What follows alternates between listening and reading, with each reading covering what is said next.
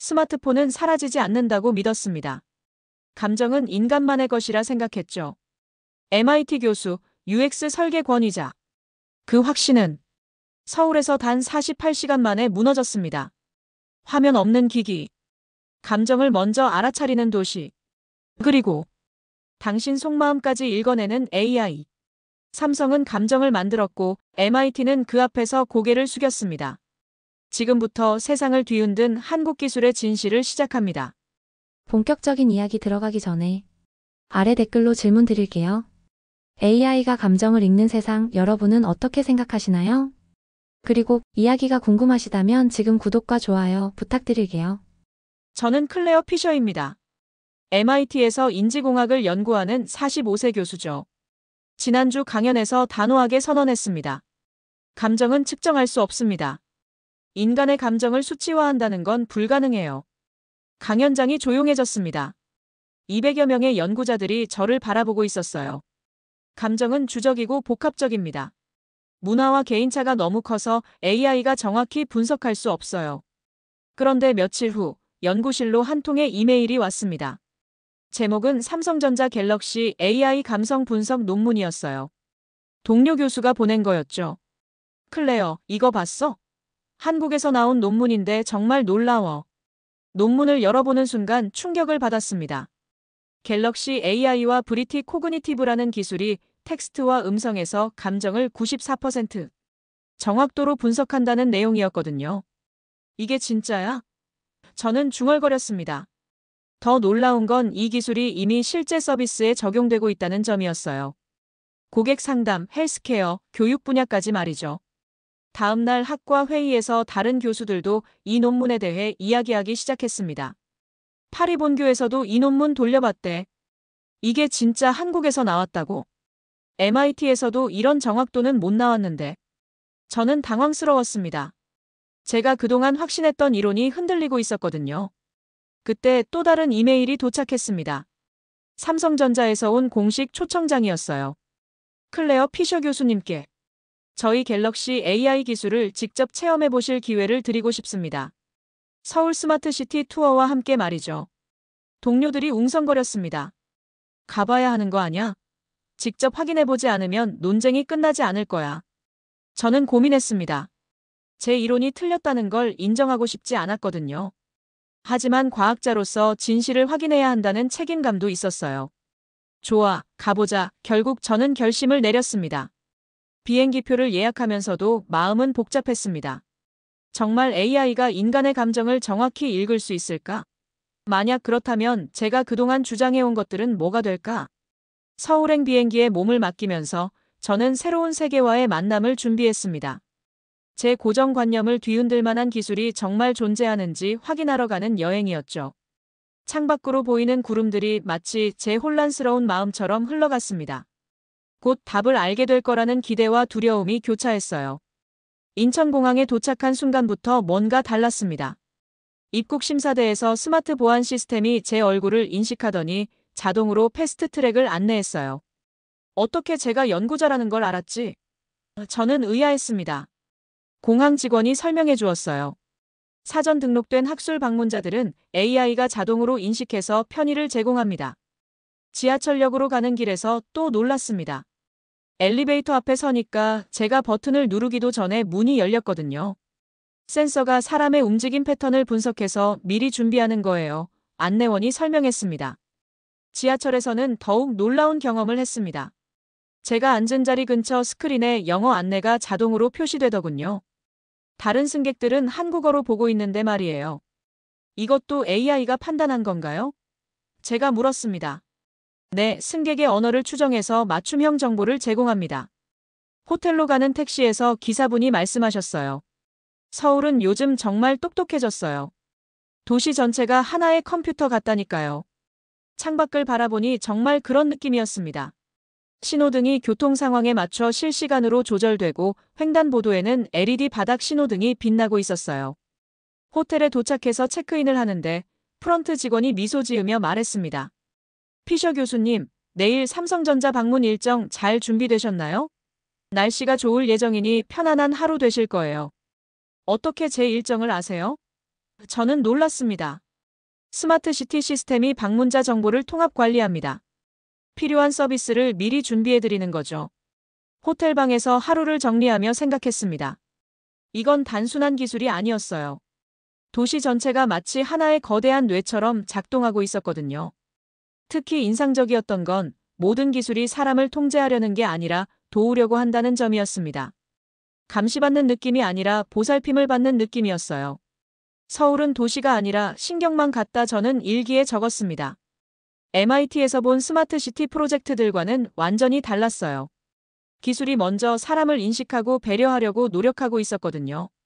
내일 삼성전자에서 만날 갤럭시 AI가 어떤 기술일지 궁금해졌습니다. 정말 인간의 감정을 정확히 읽을 수 있을까요? 창밖으로 보이는 서울의 야경이 마치 살아 숨쉬는 것 같았습니다. 수많은 데이터가 실시간으로 흘러다니며 도시를 더 살기 좋게 만들고 있는 것 같았어요. 다음 날 아침 삼성전자 디지털시티를 방문했습니다. 거대한 연구단지가 한눈에 들어왔어요. 이곳에서 갤럭시 AI가 탄생했구나 싶었습니다. 로비에서 이현석 박사가 저를 맞이해 주었습니다. KAIST 박사 출신으로 삼성의 AI 연구를 총괄하고 있는 분이었어요. 클레어 교수님, 안녕하세요. MIT에서의 강연 잘 들었습니다. 이현석 박사가 말했습니다. 그 강연 보셨나요? 저는 약간 당황했어요. 네, 감정은 측정할 수 없다고 하셨죠. 오늘 그 생각이 바뀔지도 모르겠네요. 첫 번째 데모는 갤럭시 AI의 실시간 통역 기능이었습니다. 제가 영어로 말하면 즉시 한국어로 번역되고 한국어 대답은 다시 영어로 번역되었어요. 놀라운 건 단순 번역이 아니라는 점입니다. 이현석 박사가 설명했어요. 음성의 감정까지 분석해서 적절한 톤으로 번역하죠. 실제로 제가 화난 목소리로 말하면 번역된 한국어도 강한 톤으로 나왔고 부드럽게 말하면 번역도 부드러워졌습니다. 어떻게 이게 가능한가요? 브리티 코그니티브 기술과 연동됩니다. 이현석 박사가 답했어요. 텍스트와 음성에서 감정을 분석하는 AI죠. 현재 정확도가 90% 이상입니다. 두 번째 데모는 더욱 놀라웠습니다. 갤럭시 AI의 텍스트 변환 기능이었어요. 제가 녹음한 음성을 텍스트로 변환하는데 단순히 글자로만 바꾸는 게 아니었습니다. 당신은 지금 호기심과 약간의 긴장감을 동시에 느끼고 있네요. AI가 분석 결과를 보여주었습니다. 정확했어요. 새로운 기술에 대한 호기심은 있었지만 제 이론이 틀릴 수도 있다는 긴장감도 있었거든요. 이건 어떻게 파악한 건가요? 음성의 주파수, 속도, 떨림 등을 종합 분석합니다. 이현석 박사가 설명했어요. 단어 선택, 문장 구조, 심지어 침묵의 길이까지 고려하죠. 세 번째 데모에서는 실제 활용 사례를 보여주었습니다. 고객 상담센터에서 이 기술을 어떻게 쓰는지 말이에요. 화면에는 실시간으로 고객의 감정 상태가 표시되었습니다. 불만 80%, 불안 15%, 기대 5% 이런 식으로요. 상담사는 이 정보를 보고 더 적절하게 대응할 수 있습니다. 이현석 박사가 설명했어요. 화가 난 고객에게는 먼저 공감을 표현하고 불안한 고객에게는 안심시키는 말을 하죠. 삼성 기술인가요? 제가 물었습니다. 이현석 박사가 미소 지었어요. 삼성 기술이기도 하지만 더 정확히는 대한민국 기술입니다. 많은 한국 연구자들의 노력이 결합된 결과거든요. 저는 점점 놀라고 있었습니다. 제가 불가능하다고 생각했던 게 현실이 되어 있었거든요. 어떻게 시작하게 된 연구인가요? 저는 궁금했습니다. 이현석 박사의 표정이 잠시 진지해졌습니다. 개인적인 이유가 있었습니다. 자세한 이야기는 점심 후에 들려드릴게요. 점심 식사 후 이현석 박사와 연구소 옥상 정원에서 대화를 나누었습니다. 서울 시내가 한눈에 보이는 조용한 공간이었어요. 아까 개인적인 이유가 있다고 하셨는데요. 제가 먼저 화두를 꺼냈습니다. 이현석 박사가 잠시 망설이다가 천천히 입을 열었어요. 제 딸 이야기부터 해야겠네요. 그의 목소리가 부드러워졌습니다. 딸이 자폐 스펙트럼 장애가 있습니다. 그리고 시각장애도 함께 있고요. 저는 조용히 들었습니다. 아이가 자신의 감정을 표현하는 게 너무 어려워했어요. 기쁠 때도 슬플 때도 화날 때도. 저희는 아이의 마음을 읽어주고 싶었는데 방법을 몰랐거든요. 이현석 박사가 계속했습니다. 그때 깨달았어요. 저는 기술자가 아니라 그냥 아버지였다는 걸. 그래서 이 연구를 시작하신 건가요? 맞습니다. 그가 고개를 끄덕였어요. 처음엔 제 딸을 위해서였어요. 아이의 작은 신호들, 목소리의 떨림, 몸짓의 변화. 이런 것들을 기술이 읽어줄 수 있다면 얼마나 좋을까 생각했죠. 저는 감동받았습니다. 순수한 기술적 호기심이 아니라 아버지의 사랑에서 시작된 연구였던 거예요. 하지만 연구를 진행하면서 더 큰 깨달음을 얻었습니다. 이현석 박사가 말했어요. 감정을 분석하는 것과 이해하는 것은 다르다는 걸요. 어떤 차이인가요? AI가 아무리 정확하게 감정을 분석해도 그 감정에 어떻게 반응할지는 결국 사람이 결정해야 해요. 그가 설명했습니다. 기술은 도구일 뿐이고 중요한 건 그 도구를 어떻게 쓰느냐죠. 창밖으로 서울의 스마트 횡단보도가 보였습니다. 사람들이 안전하게 길을 건너고 있었어요. 클레어 교수님이 말씀하신 것도 맞습니다. 이현석 박사가 인정했어요. 감정은 복잡하고 주관적이에요. 하지만 그렇다고 해서 아예 이해하려고 노력하지 않을 순 없잖아요. 데이터와 해석 사이의 균형이 중요한 거네요. 제가 말했습니다. 정확히 그렇습니다. 이현석 박사가 미소 지었어요. 저희는 AI가 감정을 100% 정확하게 읽는다고 주장하지 않아요. 대신 90% 정도의 참고 자료를 제공할 뿐이죠. 나머지 10%는 인간의 따뜻한 이해가 채워야 해요. 딸은 어떻게 지내고 있나요? 제가 조심스럽게 물었습니다. 이현석 박사의 얼굴이 환해졌습니다. 많이 좋아졌어요. 저희 기술이 조금씩 도움이 되고 있고 무엇보다 가족들이 아이의 마음을 더 잘 이해하게 되었거든요. 그 순간 저는 깨달았습니다. 기술의 진정한 가치는 정확도에 있는 게 아니라 사람과 사람 사이의 이해를 돕는 데 있다는 걸요. 그래서 만든 겁니다. 저는 아버지였거든요. 이현석 박사의 말이 가슴에 와닿았습니다. 오후에는 갤럭시 AI의 더욱 고도화된 기능을 체험해봤습니다. 헬스 어시스트였어요. 이 기능은 단순히 현재 감정만 분석하는 게 아닙니다. 이현석 박사가 설명했어요. 감정의 변화 패턴을 기억하고 학습하죠. 갤럭시 워치를 착용하고 하루 동안의 데이터를 분석해봤습니다. 놀라운 결과가 나왔어요. 오늘 오전 10시에 긴장도가 최고점에 달했네요. 아마 저희와 첫 만남 때문이겠죠? AI가 분석했습니다. 정확했어요. 실제로 삼성전자 건물에 들어설 때 가장 긴장했거든요.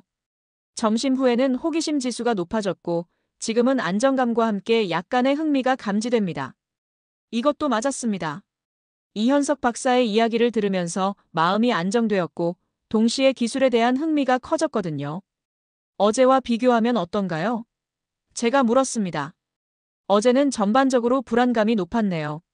아마 낯선 환경 때문일 겁니다. 하지만 오늘은 호기심이 불안감을 압도하고 있어요. 정말 신기했습니다. AI가 제 감정의 히스토리를 기억하고 있었거든요. 이런 데이터를 어떻게 활용하나요? 개인화된 건강관리입니다. 이현석 박사가 답했어요. 스트레스가 높을 때는 휴식을 권하고 활력이 떨어질 때는 운동을 추천하죠. 감정 피로가 쌓이면 미리 경고도 해줍니다. 실제로 화면에 오늘 오후 3시경 감정 피로도가 높아질 예정입니다. 잠시 휴식을 취하시는 게 좋겠어요라는 메시지가 떴습니다. 이게 정확한가요? 저는 의심스러웠어요. 한번 확인해보죠. 이현석 박사가 웃었습니다. 3시가 되자 정말로 피로감이 몰려왔습니다. 하루 종일 새로운 기술을 접하느라 머리가 복잡했거든요. 어떻게 예측할 수 있었죠? 패턴 학습입니다. 이현석 박사가 설명했어요. 비슷한 스케줄을 가진 사람들의 데이터와 교수님의 개인 패턴을 결합해서 분석한 거죠. 하지만 여기서 중요한 포인트가 있었습니다. AI가 감정 변화를 예측한다고 해서 그걸 강요하지는 않아요. 이현석 박사가 강조했어요. 단지 선택의 기회를 제공할 뿐이죠. 휴식을 취할지 말지는 본인이 결정하는 거예요. 윤리적 판단도 포함된 건가요? 물론입니다. 그가 고개를 끄덕였어요. AI가 사람의 감정을 조작하려고 해서는 안 되거든요. 단지 더 나은 선택을 할 수 있도록 정보를 제공할 뿐이에요. 저는 감탄했습니다. 기술이 발전할수록 오히려 인간의 자율성을 더 존중하고 있었거든요. 이런 휴먼 인터페이스 기술이 글로벌 표준이 될 수 있을까요? 제가 물었습니다. 그렇게 되길 바랍니다. 이현석 박사가 답했어요. 기술이 인간을 이해하고 돕는 방향으로 발전해야 한다고 생각하거든요. 다음 날은 특별한 실험에 참여했습니다. 감각 차단 체험이었어요. 시각에 의존하지 않고 AI의 안내만으로 서울을 탐험해보는 실험입니다. 이현석 박사가 설명했어요. 아이마스크를 착용하고 갤럭시 AI의 음성 안내를 받으며 거리로 나갔습니다. 앞으로 50m 직진하시면 횡단보도가 있습니다. AI가 안내했어요.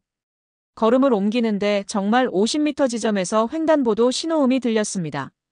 신호가 바뀔 때까지 15초 기다리세요. 지금 교차로에는 차량 3대가 지나가고 있습니다. 눈을 가리고 있어도 주변 상황을 정확히 파악할 수 있었어요. 횡단보도를 건널 때는 더욱 놀라웠습니다. 바닥에 LED 조명이 진동으로 전환되어 발밑으로 길을 안내해 주었거든요. 서울시의 스마트 횡단보도는 시각장애인을 위한 특별 기능이 있습니다. 안내원이 설명했어요. AI가 보행자를 인식하면 자동으로 접근성 모드로 전환돼요. 지하철역에서는 더욱 놀라운 경험을 했습니다. 이번 출구 방향으로 30보 이동하세요. 계단이 아닌 엘리베이터를 안내해 드릴게요. 갤럭시 AI가 말했습니다. 제가 엘리베이터를 원한다고 말한 적 없는데요. 저는 의아했습니다. 음성 분석 결과 약간의 피로감이 감지되어 편안한 경로를 추천드린 겁니다. AI가 답했어요. 정말로 다리가 조금 무거웠거든요. AI가 제 상태를 파악하고 배려해 준 거였어요. 카페에서 휴식을 취할 때는 더욱 감동적인 일이 벌어졌습니다. 주변이 조금 시끄럽네요. 더 조용한 자리로 안내해 드릴까요? AI가 제안했어요. 실제로 옆 테이블에서 큰 소리로 대화하는 사람들이 있었습니다. AI가 소음 수준까지 분석해서 배려해 준 거였어요. 오후에는 한강공원을 산책했습니다. 아이마스크를 착용한 채로요. 바람이 시원합니다. 지금 한강이 가장 아름다운 시간대예요. AI가 말했어요. 눈으로 보지 못해도 한강의 아름다움을 느낄 수 있었습니다. 바람소리, 새소리, 사람들의 웃음소리. 서울은 내가 보기 전에 나를 먼저 봤어요. 저는 중얼거렸습니다. 이현석 박사가 물었어요. 어떤 의미인가요? 제가 무엇을 필요로 하는지, 어떤 상태인지를 도시가 먼저 감지하고 배려해준다는 뜻이에요. 저는 설명했습니다. 감각 예측형 도시 설계라고 부릅니다. 이현석 박사가 말했어요. 사용자의 상황과 감정을 미리 파악해서 필요한 서비스를 제공하는 거죠.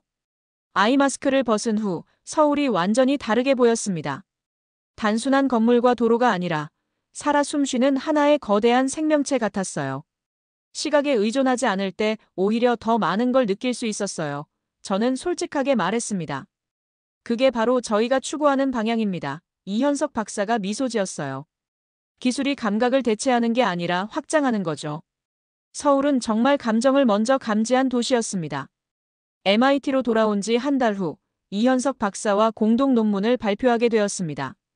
제목은 감정 중심 인터페이스 새로운 패러다임이었어요. 학회 발표 당일 전 세계에서 200여 명의 연구자들이 참석했습니다. 화상으로 이현석 박사도 함께했어요. 한 달 전만 해도 저는 감정이 측정 불가능하다고 주장했습니다. 저는 발표를 시작했어요. 하지만 서울에서의 경험이 제 생각을 바꿔놓았어요. 청중들이 관심 있게 듣고 있었습니다. 중요한 건 감정을 정확히 측정하는 게 아니라 감정을 이해하려고 노력하는 것이었어요. 저는 계속했습니다. 갤럭시 AI의 실제 데모를 보여주었습니다. 실시간 감정 분석, 맞춤형 건강관리, 접근성 배려까지. 놀라운 건 기술의 정확도가 아니라 철학입니다. 제가 강조했어요. 한국의 연구자들은 기술이 사람을 통제하는 게 아니라 이해하고 돕는 방향으로 개발했어요. 화면에 이현석 박사가 나타났습니다. 기술보다 감정이 먼저였습니다. 이현석 박사가 말했어요. 제 딸을 이해하고 싶은 아버지의 마음에서 시작된 연구였거든요. 청중들이 웅성거리기 시작했습니다. 한 유럽 연구자가 질문했어요. 기존 서구 기술 철학과 어떤 차이가 있나요? 서구는 효율성과 정확성을 중시하죠. 제가 답했어요. 하지만 한국은 감성과 배려에 중점을 둡니다. 같은 AI 기술이라도 접근 방식이 완전히 달라요. 구체적인 예를 들어주실 수 있나요? 이현석 박사가 답했습니다. 예를 들어 서구의 AI는 당신은 우울합니다라고 분석 결과를 제시하죠. 하지만 저희 AI는 오늘 많이 힘드셨나요? 잠시 휴식을 취해보세요라고 말합니다. 청중들이 고개를 끄덕였습니다. 또 다른 질문이 이어졌어요. 감정 AI의 오남용 가능성은 없나요? 물론 우려되는 부분입니다. 이현석 박사가 인정했어요. 그래서 저희는 투명성과 선택권을 강조해요. 사용자가 언제든 기능을 끄거나 데이터를 삭제할 수 있고 AI의 판단 근거도 모두 공개합니다. 3시간에 걸친 발표와 토론이 끝난 후 여러 연구자들이 개별적으로 접근했습니다. 서구 철학이 감성 기술에 패배한 건가요? 한 프랑스 교수가 물었어요. 패배가 아니라 학습이라고 생각해요. 저는 답했습니다. 서로 다른 접근법을 배우고 결합할 때 더 좋은 기술이 나올 수 있어요. 서울에서 사람은 데이터를 넘어섰다고 할 수 있겠네요. 독일 연구자가 말했어요. 정확한 표현이었습니다. 서울에서 본 기술들은 데이터만으로는 설명할 수 없는 따뜻함이 있었거든요. 그날 밤 이현석 박사와 화상통화를 했습니다. 오늘 발표 어떠셨어요? 그가 물었어요.